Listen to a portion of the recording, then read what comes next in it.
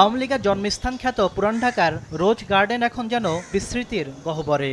১৯৩০ সালে পুরান ঢাকায় ২২ বিঘা জমির উপর ভবনটি নির্মাণ করেন তৎকালীন এক ব্যবসায়ী ঋষিকেশ দাস। তবে ভবনটি আলোচনায় আসে ১৯৪৯ সালে আওয়ামী লীগের প্রতিষ্ঠাকে কেন্দ্র করে।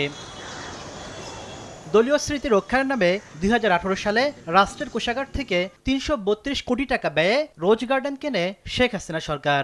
বিভিন্ন নথিপত্রের প্রাথমিক অনুসন্ধান শেষে দুদক বলছে এতে হয়েছে রাষ্ট্রীয় অর্থের অপচয়। বিগত সরকার এটিকে গণপূর্তের কিছু অসাধু কর্মকর্তার যোগসাজশে সরকার কিনে নেয়, এই ধরনের একটা অভিযোগ ছিল। তার প্রেক্ষিতে দুর্নীতি দমন কমিশন গত বছর একটি অভিযান পরিচালনা করে। অভিযান পরিচালনার প্রেক্ষিতে দুর্নীতি দমন কমিশন সেখানে অভিযোগ সংশ্লিষ্ট বিষয়ে কিছুটা সত্যতা পায়। ৩৩২ কোটি টাকা সরকারি অর্থ আত্মসাতের একটি অভিযোগ ছিল।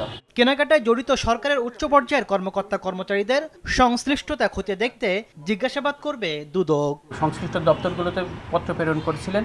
তথ্যের প্রাপ্তির প্রেক্ষিতে সংশ্লিষ্ট ব্যক্তিবর্গ যারা অভিযোগ সংশ্লিষ্ট ব্যক্তি তাদের কাছ থেকে এই বিষয়ে শুনানির জন্য ডাকবেন।